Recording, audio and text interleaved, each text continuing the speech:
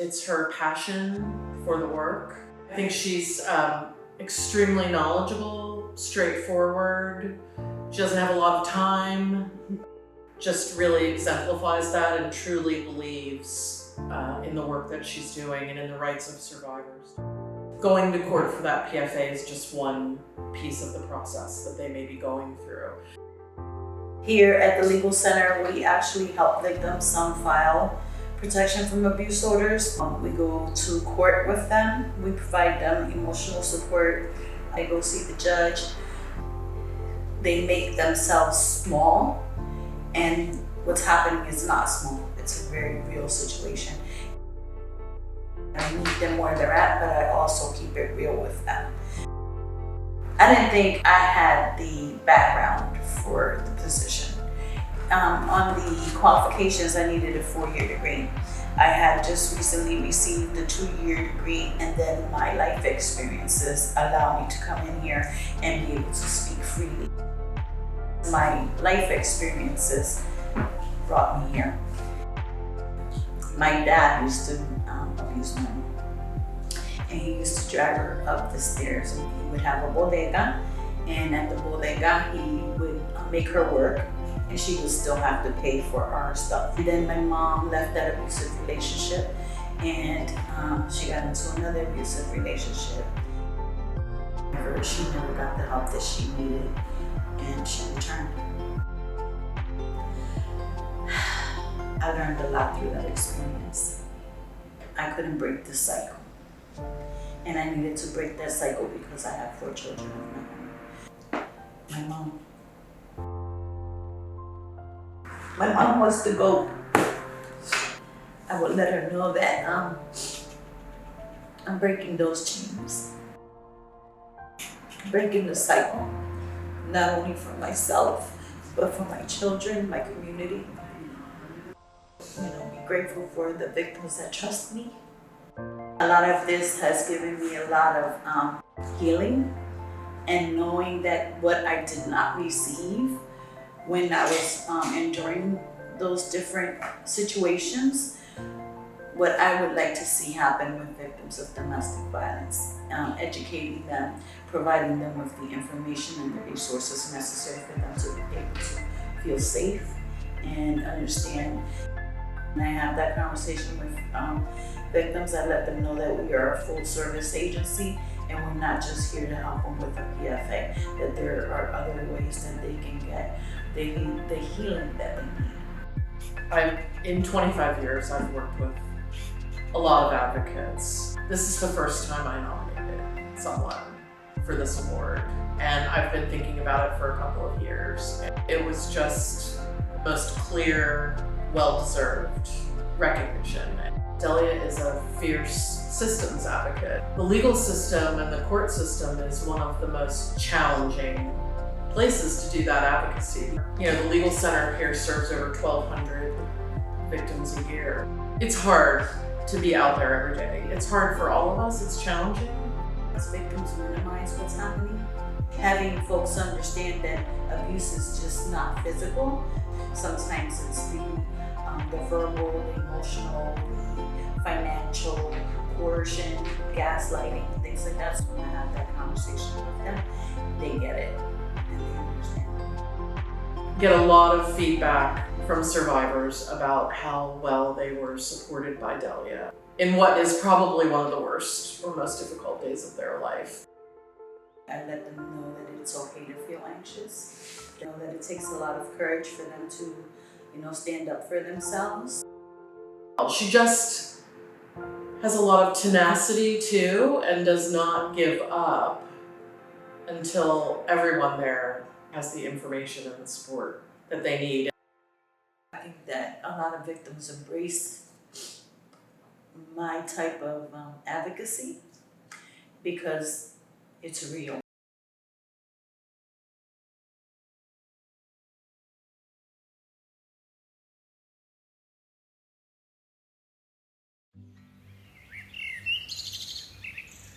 I'd been teaching preschool, pre-K, and kindergarten. I was in it because I enjoyed it. I love kids, I love education. I just found like it came naturally to me. And my supervisor at the time, his name was Rob, he said, if money were not an object and it was just, you could do anything, what would you do? And I just thought, help people. I would help people. And that's why there was a local fundraising event for the Domestic Violence Center of Chester County. And I met at the time their director of grants and institutional giving and outreach and education. And I said, is there anything that I could do? I'd love the opportunity to share my story. And if my story could help someone else, especially like young people, teens, college students, I would love the opportunity to do that. She said, absolutely, yes. So I went through the onboarding training and I began originally with the Domestic Violence Center as a volunteer. 2025 marks Amelia's 10-year anniversary serving at the Domestic Violence Center of Chester County. Amelia is really great. For 10 years, she's been an advocate for survivors of domestic violence, and she really approaches the prevention activities with her full heart and soul. She knows that in order for change to happen, that prevention has to be a part of the work that we do in the domestic violence field. As an organization, we recognize that we can't do it alone, that everything that we do is really contingent on the community at large. She's definitely a visionary. She has always been instrumental in working with the Coaching Boys into Men program. I'm working with athletes and coaches and sports teams, and that's its own unique program and the lethality assessment program. We're working with law enforcement. We're working with the district attorney's office. We're working with police departments, public safety at college campuses. So that's a whole unique sector of folks. And we also have a medical advocacy and training program, reaching out to healthcare organizations, medical providers. That's things like painting the town purple, putting purple ribbons in the downtown communities. We do light the nights. This garden was one of those new, unique things that I've never done anything like this before. So I learned new skills. I grew as a professional. It's always completely different depending on the day or the time of year or the event that we're preparing for. And the outreach is really, really amazing. A lot of the work that we do in prevention is very outside of the box. And so we wanted to create what is a safe space for the families who live here in our housing. We were encouraged through a grant to think about greening spaces, which then became the butterfly garden. We want them to own this space, to feel like it's their own space. In talking about it with them, we made the connection between it being a habitat for butterflies and for different species, specifically monarch butterflies. This could be the only safe garden space for a monarch butterfly for hundreds of miles. This is a safe respite for a period of time for our families. This is a safe respite for our butterfly friends. And so Amelia is a perfect example of the power of volunteerism. The world needs more volunteers. Volunteers are leaders. Young adults have and should follow Amelia's example and be part of the solutions in meaningful ways. That education and prevention work is always new. So it's like what keeps me excited about this work is that like it's never the same thing, right? So it's really great to have someone who's not afraid and someone that knows that it's important to get the word out about the issue of domestic violence and our impact as an organization in the Chester County community.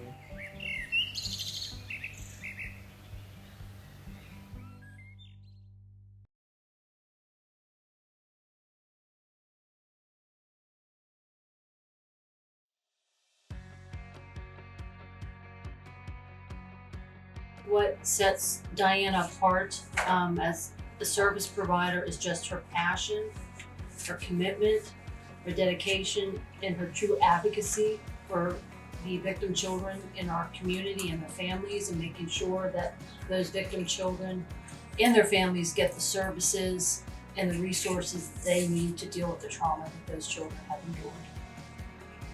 In my time at the chapter with Pennsylvania chapter of CACs, I've had the opportunity to provide training and work with Diana in other occasions. And as I have had access to her staff, the site of the CAC itself, but the way that's such an inviting location from the minute you walk in and when you get the tour, you see every room shines. I think she's always thinking ahead. I think she's always thinking of what can we do better, how can we improve, or how can we improve the services here at the CAC. Bedford County is a contiguous county to us, very small, very rural. They don't have their own CAC, so they were coming up here. She saw the need. She started then looking at, okay, we need to open a satellite office. Almost an exact replica of the type of Children's Advocacy Center that's exactly what it's supposed to be in Cambria County. So she's delivered in 2 counties. She's done it once, and then she took this on to provide it to them, and she made it better than what she made her own when she started that one. And it's really good. We have the staff to do it. Let's find the location. Let's do it. Let's get the funding for it. And lo and behold, it opened up in the spring. So she's just genuine with what she feels. She's genuine with what she does. She's available when you need her, whether it's the weekend, middle of the night, and she's always pleasant about it. I worked at Children and Youth for many years, and I struggled with the families that couldn't reunite and the just not understanding why every family couldn't be fixed. I moved to Northern Virginia. I stayed in touch with a lot of the folks back here, and that was right around the time with Jerry Sandusky and the Governor's Task Force and all the recommendations for a task force development of a child advocacy center. Conversations were had. Diana, do you want to come back to Johnstown? Do you want to help us open a child advocacy center? And of course I did. Like, to me, it just felt like my path. this was a thought of let's start a CAC in this county. And then Diana was the executive director for it. I mean, she literally was just given a binder, like, and said, here, go at it. The US administrator at the time handed me a binder and said, here you go. These are our notes from our meetings and our trainings. Good luck, more or less. It stuck out to me in an obvious way how much attention that she puts into making sure that she's always addressing the needs of the children in her community, that she has a program that is inclusive of all disciplines, police or children and youth or the district attorney's office. She provides all the necessary services at the highest level. But it's not just victim services. If the family also has a housing issue or possibly a food issue, the staff here, led by Diana, will hook them up with other community resources as well. So it's not just victim services that gets hooked up, it's anything. Typically, when I talk to my board now, I often say that, we open the doors because we knew the need was there, but we built the plane while we were flying it, more or less. It makes sense, right? It makes sense that we should be doing the absolute best practices for the children that we serve. We were doing the work, we demonstrated we were doing the work, and we received the national accreditation, which feels really amazing for our team.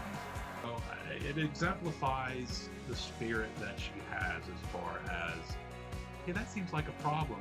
Can we improve that? Looks like it can be. Let's get to work. And that's what she does. The administrative stuff needs done, and obviously it's hard work and it's important work, but to me, my heart and soul is with those kids.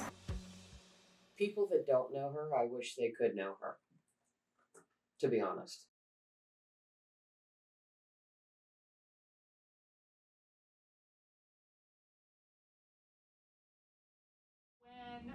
was in my first master's program. I was placed for my practicum, my clinical practicum at Women Organized Against Rape, which is Philadelphia's Rape Crisis Center. When I joined the CTSA in 2016, Dr. Capaldi was already a critical part of the team at the time that I joined, and the work that she and her colleagues have been doing was a major motivator for coming to the CTSA and coming to Penn. The fact I got connected with Dr. Edna Foa, who is the former director, the founder of the Center for the Treatment and Study of Anxiety, and learned about this awesome therapy that was changing people's lives. So prolonged exposure therapy is an evidence-based treatment that has 30 plus years of research behind it, showing that it is really, really effective. And it was through that work that I started to think, wow, this is actually something that I'm really interested in and would love to do more. So I did everything I could to get Dr. Foa's attention and to be able to work with her. And that's really where the path started. I did another practicum here at the CTSA. When I was done with my doctorate, he offered me a job here and I started working. You know, it started long ago in this, this idea of starting to work with trauma survivors and develop through just some of the experiences that I had over the years. And so the idea that I had for the Peace Project was to not only expand outside of CDH providers, which I was eager to do, but also to provide some kind of compensation for the extra time. And so we added in these incentives, these stipends that were tied to not the clinical work, but to the training goals. Sandy, I think, flipped the script in terms of how we're approaching working with clinicians to have the biggest impact we can on survivors of violence, survivors of crime, which is to say, what if we actually compensate clinicians for their time to get this training? The obstacle in convincing clinicians and therapists that this is actually the way, this is the path, and even though it might feel uncomfortable for you at first, get through that discomfort and see this person through to the other side. We always say that it's kind of like one and done for people. Once they see their first case, you're convinced. We've trained 60 clinicians in other community organizations or private practice, 600 in some sessions of trauma treatment, and that the outcomes for their clients for both PTSD and depressive symptoms, people had reduced their symptoms by 70% or more, on average. And it was at that moment that I was like, this is really something special.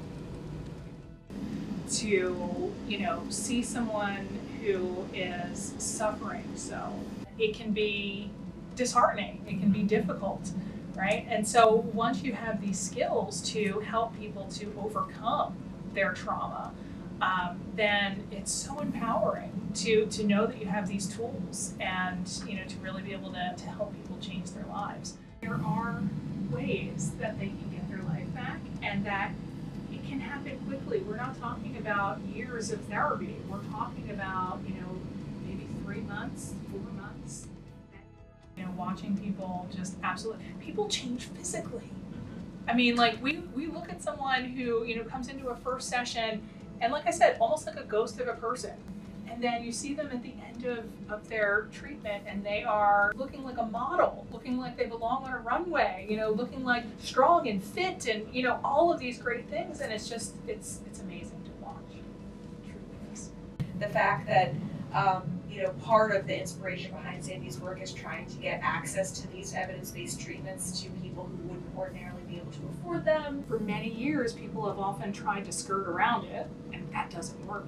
The clinicians who do see their first client get better, they get hooked on it because it's only up from there.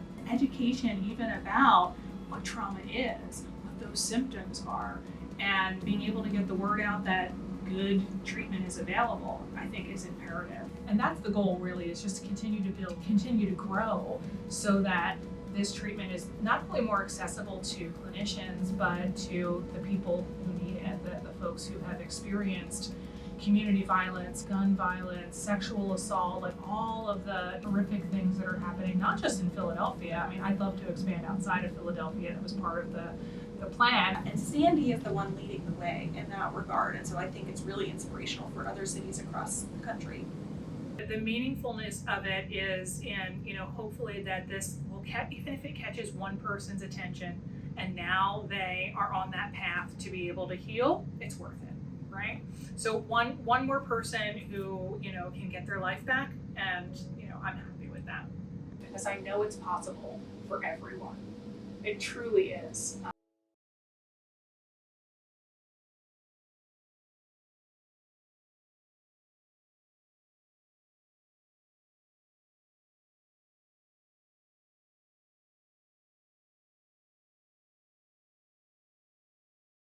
I think it really has to do with our 45-year plus history here in Indiana County.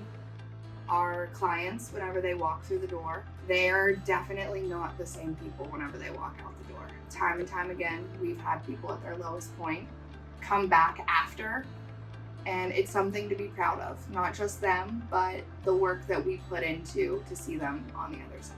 Still have talked to that I had from the very beginning, yeah. We started out as a domestic violence shelter for women, and we've grown through the course of time into a comprehensive service organization where we look towards assisting, advocating, and empowering victims of all Title 18 crimes. We also work with victims of juvenile offenders. We reach out to our community to see what their needs are. We reach out to our partners in the community to see how we can assist, how we can enhance, or how we can provide that support line for our survivors. It shows the work that gets put in here every day. This isn't about one person. It's about a group of people that come together collectively as an agency every day, put 100% into the work that they do here with the clients. They are so passionate about what they do. Oh, geez. We have a lot of success stories, especially now with rapid rehousing. We're able to get people into housing very quickly. People gaining some independence and staying independent. Some kiddos that I've had since I started here that are going through trials and those things, and I just think back to when I was a kid and I didn't have something like that, like having somebody that can walk them through what's happening, knows they can count on, knows they can trust like that. Well, it makes me feel very good that I'm able to give that to them when I never had. That has to leave impact on them. They put everything into their work, and so they're not afraid to pick up the phone and call a partner agency and say, hey, we've got a bottleneck happening here, or something's not right. Can we just get together and talk and figure it out? Having the opportunity to grow the direct services department into something that no one else in Indiana County can say that they have. We're trauma-informed experts, and I say we're experts because whenever we do the work, it's untouchable. It's evidence-based, it's research-supported, and I would say that hands down, Alice Paul House is an agency that cannot be touched in this county. But this place has saved a lot of us. It has saved us from our own trauma. I say God leads you to where you need to be. This agency has weathered 2 of my serious home experiences, and I don't know what I'd done if it hadn't been my family here. We all have families, we all have lives, but every single person comes to work and gives 100%. And at the end of the day, this award is for them. The work that we do is important. We're doing it well. I feel like they deserve it and they've earned it. And us as a team have worked together to create the agency to go forward for the next 40 years. We're out there with our victim survivors. We're out there with our community partners, and we can see what the needs are. Whether it's dealing with, a family from the Amish community, young adults that are in placement in this community, or our court system. We make sure that we maintain communication, and we always rise to the occasion to be able to fill those holes that are needed in our services that fall right within our advocacy, which is the root of the work that we do. A lot of people ask me, why would you be working full-time when you're retired? I work full-time because I love coming to work here every day. Love it. I love them to death, and I would do anything for anybody. Yeah. My hope is that we keep growing together as a team and branch out in as many different ways that we can to try to find the next best service or the next best program. Whatever our clients present that they need, that's what I hope we do. We believe that Alice Paul House has a long-standing reputation in this community that centers around our specific needs. It's been an amazing journey. Amazing journey.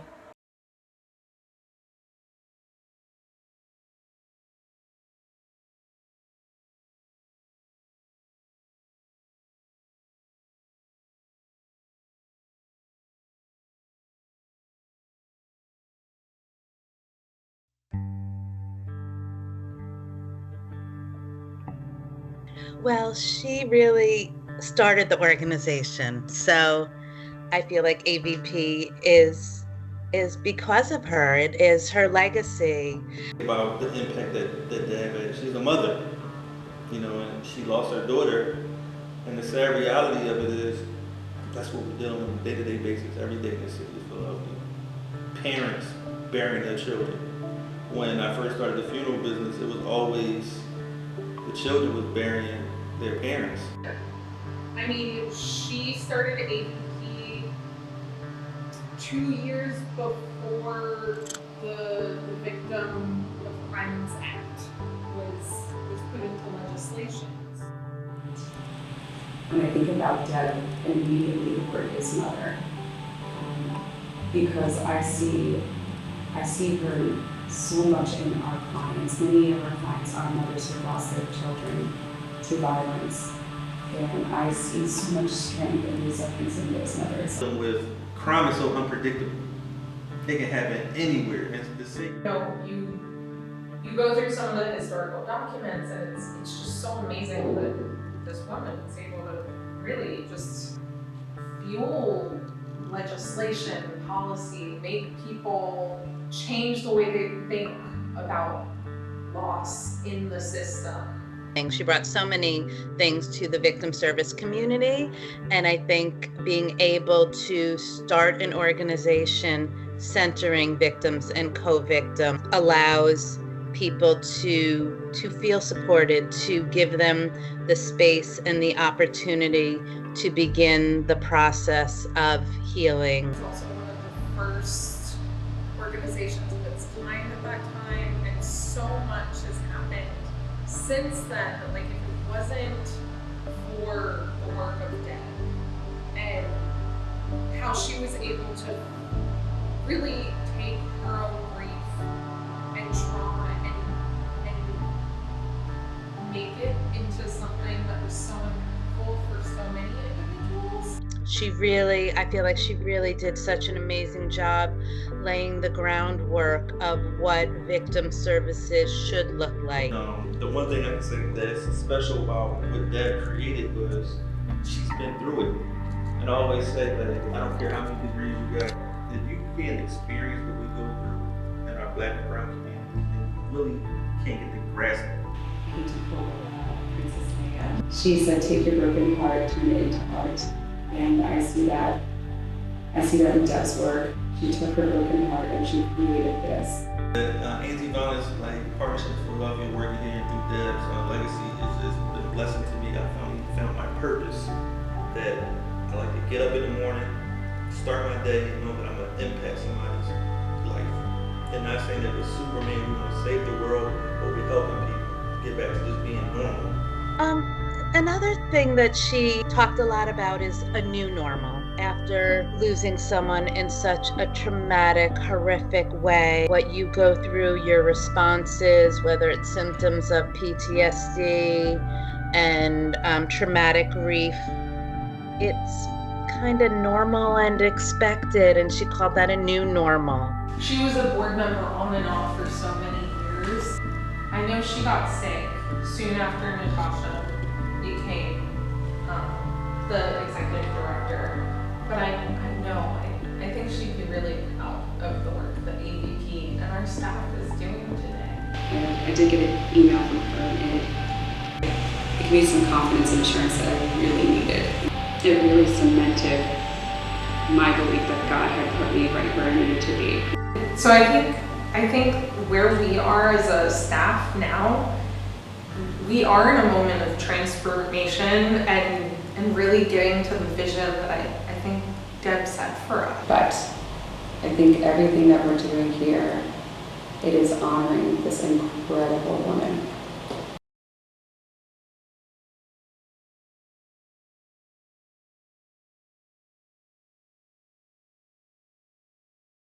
She started this journey of outreach. It was a year after her son died. She got into this work so quickly when her own trauma was still so fresh. Most people, I think, without support would never get to that point. And she took her experience and almost immediately turned it around into, okay, what can I do to help? Right. What can I do to help fix our community? She never said no. Never said no. She was my vice chair of the Black Political Empowerment Strategy, BPEP, for many years, and was the co-convener of the Greater Pittsburgh Coalition Against Violence. In 2019, she was given her own department, and she hired me. I was the first one she hired. And we sat in her office, and she was so adamant about she wanted to be more effective. We melded right away, and I think we knew what our plans were. We just clicked. I almost got a college education from her on the psychology of moms and court systems because she had been an advocate for so long. She wanted to make sure that we were going out to help heal. She wanted to be sure that the resources in this building were being shared out, that nobody had to come here, that we were going to take it to them. Community work, there should be no islands. She just knocked down every wall that you could possibly knock down. If it had anything to do with healing people and helping people, she was going to do it. She wanted to know that the work that she was doing was impactful, and it was. And she initiated the PACT initiative, Prevent Another Crime Today, which put these big billboards up around the city of who had been killed and when, and if you knew anything about it, this is who you call, this whatever number it was. We would get several calls every week, sometimes daily. I saw these billboards, my son was murdered, my brother was murdered. How do I get a billboard? How do I get connected? And she would never turn anybody away. She'd say, just tell them to call me, just tell them to call me. And project that helped solve crimes that had gone unsolved for years. Never making it about her, never saying, look at this big project I did. It was always, look how many crimes we were able to help solve. Look how many families we were able to help. She had an extreme natural connection that was just there. And she was very passionate that the families and the mothers and the kids that are impacted by crime would not be ignored. She was all about bridging those gaps, right. Connecting people to the system in underserved communities and places that have been historically oppressed by major systems. Help families make those connections, make sure they had access to the resources that they needed. And she was just so good at that.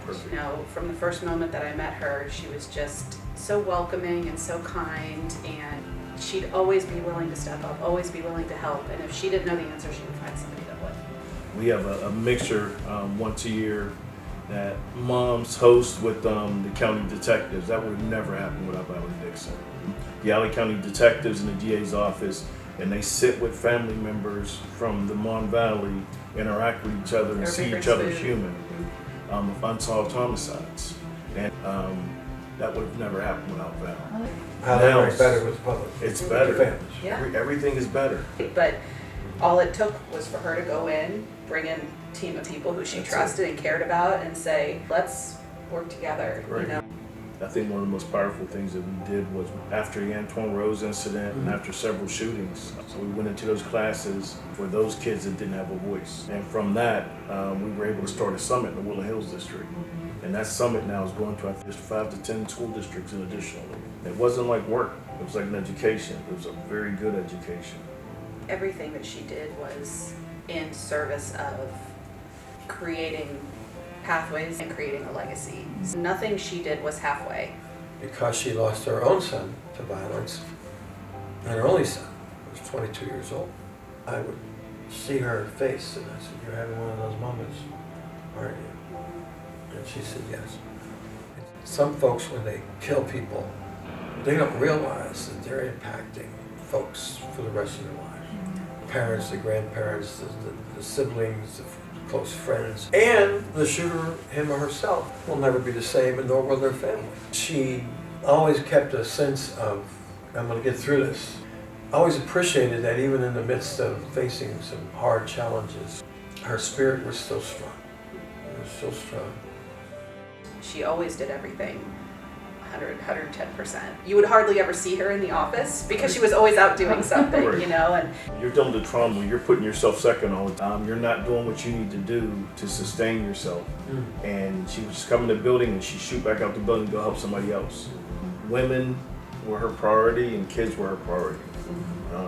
To work with the moms that she touched and that she taught and see where they are now, that they've taken up the reins for her. To see a lot of the kids when we go into the school asking about Aunt Val. Aunt Val, not Aunt Miss Val, Val, but not Aunt Val. Aunt Val. Yeah. Where's Aunt Val? It was almost like she knew that she wasn't going to be present much longer, so she prepared me for things. My phone rings now like hers did. She never knew a stranger. Can you come to this function for my child just to be present? One of her moms called me because they didn't have AAA and needed a car tow. 3-hour calls at night some nights, and yeah, and these are things that Val did that nobody knew about. Like little things that, like she was family.